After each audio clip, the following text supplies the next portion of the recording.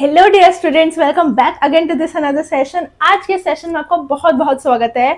So yes, we are welcome again with the another session, another topic and another chapter of course. Yes, so first chapter जिसमें हमने सारी taxonomy, categories and everything, सारी nomenclature और ये सब study किया था, वो कंप्लीट कर दिया गया है। सेकेंड चैप्टर जिसमें हमें सारे किंगडम्स का इंट्रोडक्शन, उनके बारे में डिटेल ये सारी स्टडी करनी थी, हमने ये सारे भी कंप्लीट कर दिया है। And now we moving to the third chapter, which is also very important part of the complete biology and complete morphology part. So this is the plant kingdom. इसमें complete plant kingdoms के बारे में हम study करने वाले हैं। So yes, without wasting our time and without further ado, let's do start. So yes, first topic हमारे पास में रहने वाला है एल्गी, जिसमें हम एल्गी के बारे में कंप्लीट स्टडी करेंगे कि एल्गी कहाँ होती है, कैसे मिलती है, क्या रिप्रोडक्टिव साइकिल होता है, क्या प्रॉब्लम्स होती है, क्या डिजीज होती है, उसकी वजह से क्या क्या चीजें होती है, उनका न्यूट्रिशन कैसा होता है, सब कुछ हम हैबिटेट सब कुछ देखेंगे। सो ये क्लास 11th का चैप्टर नंबर 3 बायोलॉजी का स्टार्ट होने वाला है। सो ये कॉन्ग्रेचुलेट ऑल एंड ये स्टार्ट करते हैं। सो एल्गी के बारे में सबसे इंपॉर्टेंट चीज है कि हमें पता है कि एल्गी क्या होती है, काई होती है। काई कहाँ जमती है? जहाँ थोड़ा नमी भी होती है, मॉइस्चर भी होता है थोड़ा, और गिला गिला भी होता है, पानी भी होता है, मतलब तो वहां पे ज्यादा काई जमने के चांसेस होते हैं। काई मोस्टली हमने ग्रीन कलर की देखी है, होती भी ग्रीन कलर की ही है मोस्टली। तो that green colour is because of the chlorophyll. इसलिए हमने हर जगह एल्गी को पहले भी पढ़ा था, तब भी हमने एल्गी को क्या बताया था, algae are photosynthetic and also they are autotrophic, जो अपना खाना खुद बना लेती है। बस इसी पॉइंट से यहाँ से सारा चैप्टर स्टार्ट कर देंगे और इसी तरह से इजीली हर चीज को समझते जाएंगे और आगे बढ़ते जाएंगे। सो सबसे पहले कि एनिमल प्लांट किंगडम के अंदर हम देख रहे हैं एल्गी के बारे में। एल्गी को कंप्लीट डिस्क्रिप्शन में देखेंगे।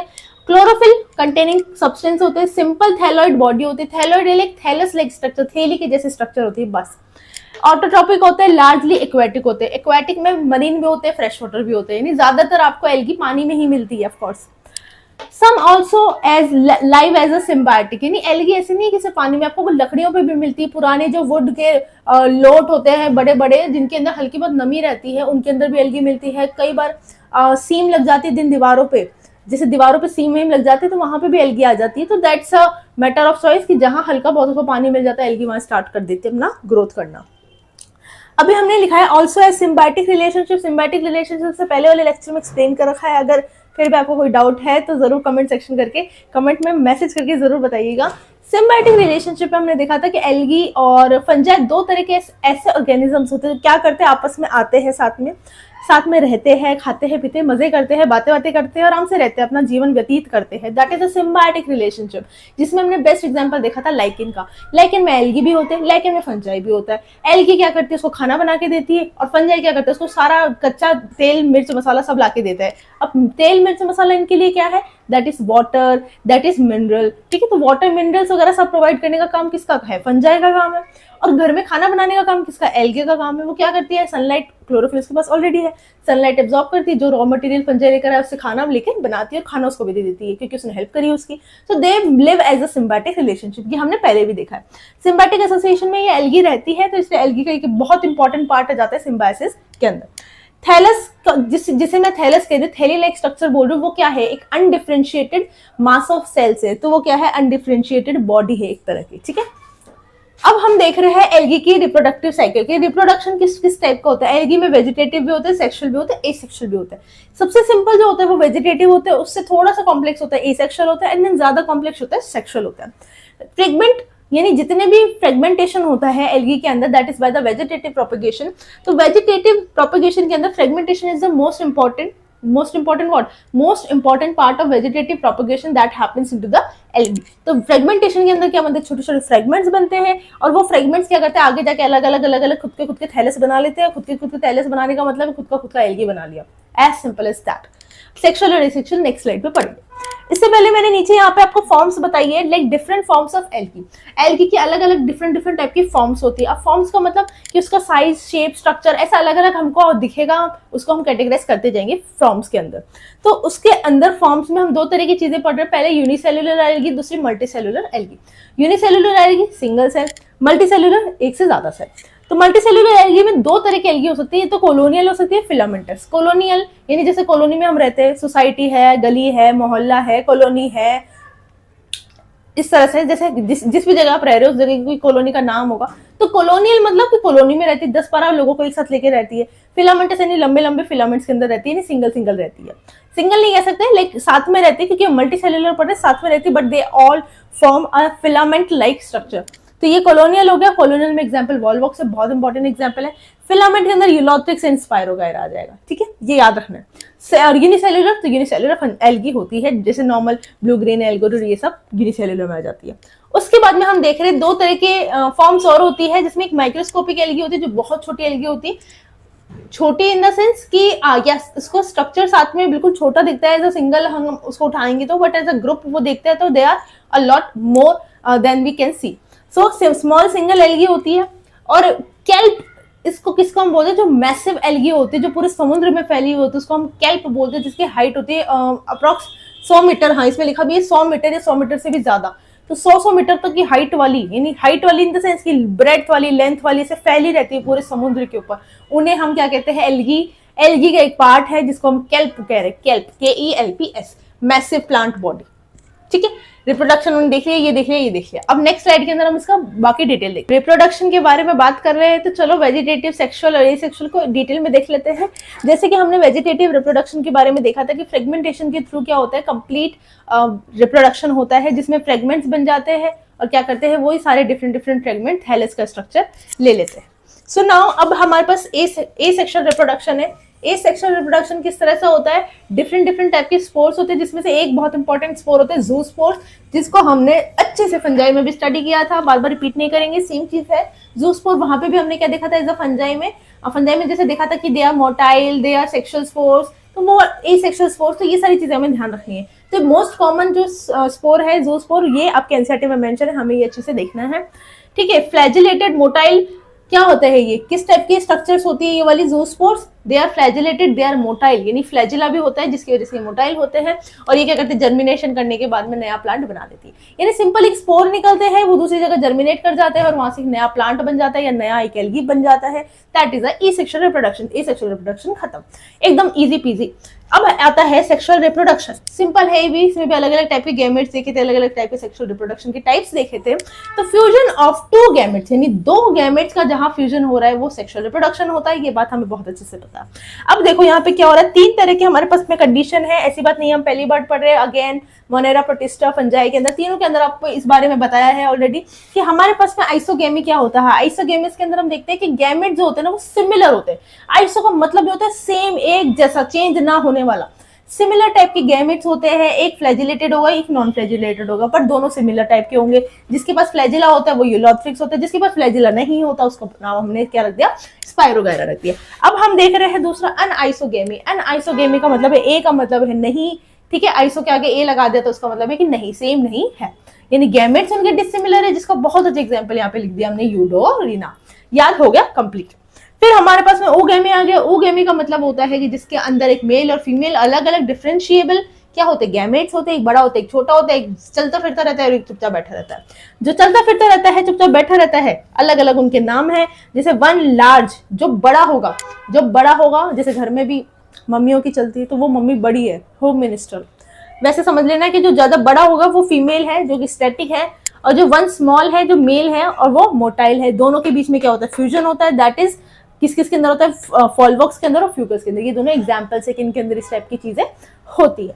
तो ये चीज आपको याद रह जाएगी, ठीक है। आइसोगेमी, अनआइसोगेमी, ओगेमी, एग्जांपल्स बहुत इंपॉर्टेंट है। एग्जांपल ध्यान रखने कि आइसोगेमी के अंदर जो गैमेट्स होते हैं वो सिमिलर होते हैं।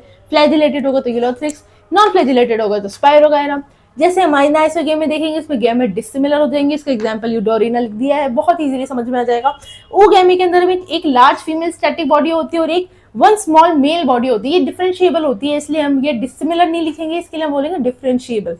वॉल्वॉक्स और फ्यूकस के अंदर ऐसा होता है। अब हम फटाफट से एल्गी की यूज देख लेते हैं। यहाँ पे और कुछ और भी यूजेस हैं जो नेक्स्ट स्लाइड में बताएंगे। तो यूज के अंदर देख लेते हैं, half of the total CO2 on the earth is consume in the sense, और वी कैन से फिक्सेट, यानी CO2 फिक्सेशन, कार्बन डाइऑक्साइड का fixation, half of the fixation या 90% of the fixation, 50% of the fixation can be done by algae. यानी half of the fixation of CO2 can be done by algae.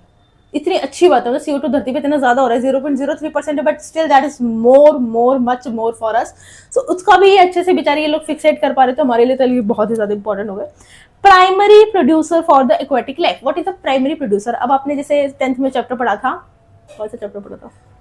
Yes, जिसमें हमने topic levels पढ़े थे, producer, consumer, primary, secondary, tertiary, consumer. तो producer में हमने सबसे पहले क्या लिखा था? Green plant, green leaves, green green green green, हर जगह ग्रीन ग्रीन मेंशन किया, कि क्लोरोफिल और ये क्लोरोप्लास्ट और ये सब्सटेंस क्या है, ये सब ऑटोट्रॉपिक है, ये अपना खाना खुद बना सकते हैं, इनको किसी पे डिपेंड रहने की जरूरत नहीं है। तो जब ये खाना खुद बना रहे हैं तो ये क्या है? ऑटोट्रॉपिक है, ये किसी और पे डिपेंड नहीं, बल्कि ज्यादा लोग इन पे डिपेंडेंट है। तो ये प्राइमरी प्रोड्यूसर है। अगर पूरी एल्गी की लेयर जम जाती समुद्र के ऊपर, पानी के ऊपर, सी के ऊपर, कहीं पे भी, तो क्या करते हैं? नीचे के एक्वेटिक लाइफ जो है वो सारी क्या करती है? उससे ज्यादा क्या होती है?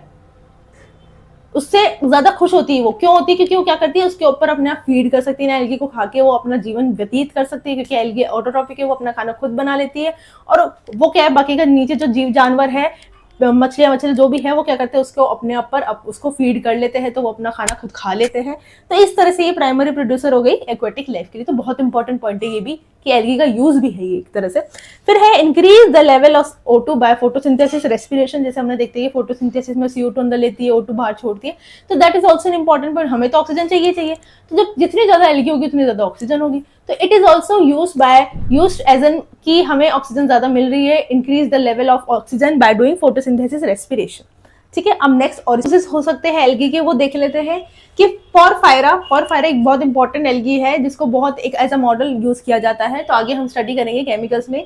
पोरफायरा, लैमिनेरिया एंड साइरगेसम तीनों इंपॉर्टेंट है, are among the 70 species of algae that is use for food. तो that is also an important use of algae, की एल्गी को एज अ खाने के लिए यूज किया जा रहा है। ठीक है, तो हाइड्रोकोलोइड्स एक नाम का सब्सटेंस होता है, जो कि वाटर होल्डिंग कैपेसिटी होती है जिसके पास में, यानी एक ऐसा सब्सटेंस जो पानी को रोक सकता है। यानी जैसे हम आजकल एक लेम एग्जांपल है, हंसना मत। एक मैट आता है, डोरमेट टाइप का, जिसके अंदर अगर आप है ना वॉशरूम से निकलो, बाथरूम से निकलो, तो पानी पैर वैर गीले होते हैं, तो उस पर आप खड़े हो जाओगे 2 सेकंड, तो सारा पानी एब्जॉर्ब हो जाता है। That material has a water holding capacity. तो ऐसे मटेरियल जो वाटर होल्डिंग सब्सटेंस या वाटर होल्डिंग कैपेसिटी के होते हैं, वो इन चीजों से बने होते हैं मिलके। तो ये हाइड्रोकोलोइड्स एक टाइप का सब्सटेंस होता है, जो किससे रिलीज किया जाता है? ब्राउन और रेड एल्गी से, जो लार्जली कमर्शियली यूज किए जाते हैं। उन एल्गी का नाम है एल्गिन, ALGIN, एल्गिन, जो कि ब्राउन कलर की है, कैरागीन जो कि रेड कलर की है। गीन, इट्स नॉट ग्रीन, इट्स गीन, ग्रीन मत समझ लेना। तो एल्गिन ब्राउन कलर की, कैरागीन इज रेड कलर की। तो ये कमर्शियली यूज की जाती है। ये एल्गी क्या करती है? हाइड्रोकोलोइड्स नाम का सब्सटेंस रिलीज करती है, जो पानी को रोकने का काम करता है, जो कि कमर्शियल पर्पसेस के लिए यूज किया जाता है। कमर्शियल तो आप समझिएगा, जो कि अपने इंडस्ट्रीज में एंड फैक्ट्रीज वगैरह में uses are there for the algae. Algae का सबसे एक बहुत इंपॉर्टेंट यूज है, जो पहले रह गया था, अभी मैंने यहाँ मेंशन कर दिया, दैट इज अगार। अगार आपने सुना होगा, कभी लैब में सुना होगा, या किसी टीचर से, या कहीं पे भी। तो अगार किससे बनता है? अगार होता क्या है? देखिए, अगार एक टाइप का सब्सटेंस होता है, जो यूज किया जाता है कल्चरिंग में। कल्चरिंग मीन्स कि जैसे हम आर्टिफिशियली किसी चीज को ग्रो कर रहे हैं, कोई माइक्रोब को, किसी बैक्टीरिया को, किसी फंजाई को, उनको ग्रो कर रहे हैं, so that is used on the surface of something that is having nutrition. So agar is having more nutrition, agar is having the favorable condition that it can provide to the culturing or to the growing microbe. तो इसलिए अगार का बहुत important use आ जाता है हमारी chemistry biology के अंदर, जिसके अंदर हम देखते हैं कि अगार का यूज क्या क्या होता है, जिसको किस किस तरह से यूज किया जाता है। तो वो देख लेते हैं।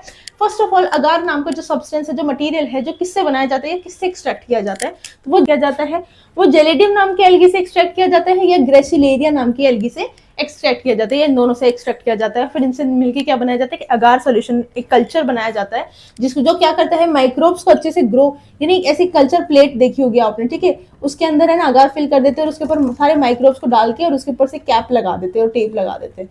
तो it's a type of culturing, artificial medium में हम उसको ग्रो करते हैं, जो कि आप आगे जाके आगे वाली क्लासेस में स्टडी करेंगे। तो माइक्रोब्स को ग्रो करने में as a culturing prepare ice cream and jellies, ये भी बहुत इंपॉर्टेंट है। जो जेलीज वगैरह खाते हैं अपने, उसमें कहीं ना कहीं कोई ना कोई परसेंटेज ऑफ अगार मिक्स होता है, जो क्या करता है, उसको बाइंडिंग में हेल्प करता है, जिसकी वजह से ज्यादा से ज्यादा ग्रो कर पाए। उसके अंदर क्या है, जो भी बैक्टीरिया वगैरह होते हैं, जिसकी वजह से ग्रोथ कर पाता है और अच्छे से आपका जेली या आइसक्रीम प्रिपेयर हो पाता है। Then next we have chlorella. Chlorella is also an important thing, जो क्या करते हैं, यूनिसेलुलर एल्गी से बनता है। क्लोरेला की मेडिसिन आती है मार्केट में, नॉट इस मार्केट में जहां हम घूमते फिरते, वो मार्केट नहीं, वो मार्केट जहां शॉपिंग की जाती है स्पेस ट्रैवलर की, मतलब थोड़ा कमर्शियल साउंड कर रहा होगा, यस। बट जो कि स्पेस ट्रैवलर्स या फिर हम जो एस्ट्रोनॉट्स कह सकते हैं, यानी जो जैसे सुनीता विलियम्स ये सब जाती है बाहर, इनको पता होता है 10 दिन 15 दिन 6 महीने साल भर इनको रहना होता है बाहर। अब ये रोटी सब्जी थोड़ी लेकर जाती है हमारी तरह, फ्रूट्स थोड़ी खा सकती है, ये सब नहीं खाती। इनके लिए अलग टाइप की जो होती है ना खाना, वो पहुंचाया जाता है ऊपर, क्योंकि इनको अपना बॉडी, अपना पाचन तंत्र, अपना स्ट्रक्चर, एडजस्ट डाइजेस्टिव सिस्टम वगैरह सब कुछ मेंटेन रखना पड़ता है, क्योंकि ये बीमार नहीं हो सकते बाहर जाके। तो क्लोरेला नाम की क्या होती है, एक एल्गी होती है जो यूनिसेल्युलर एल्गी होती है, जिसके पास बहुत ज्यादा प्रोटीन होता है। प्रोटीन बेस्ट सप्लीमेंट है हमारी बॉडी के लिए। प्रोटीन की वजह से हमारी पूरी बॉडी क्या रहती है, तंदुरुस्त रहती है, स्फूर्ति रहती है, सारी चीजें रहती है। तो प्रोटीन जो क्या है फूड सप्लीमेंट की तरह यूज किया जाता है, कहाँ पे, स्पेस ट्रैवलर्स के लिए या एस्ट्रोनॉट्स के लिए, जो कि बाहर जाके कहीं में रहते हैं, स्पेस के अंदर रहते हैं, किसमें, स्पेसशिप में जाते हैं। एल्गी के कुछ डिफरेंशिएटेड टाइप्स है, कुछ कैटेगरीज है जिन्हें हमें एक्सप्लेन में डिटेल में पढ़ना है। क्लोरोफाइसी, फेओफाइसी एंड रोटोफाइसी, इनको भी हम अच्छे से कंप्लीट करेंगे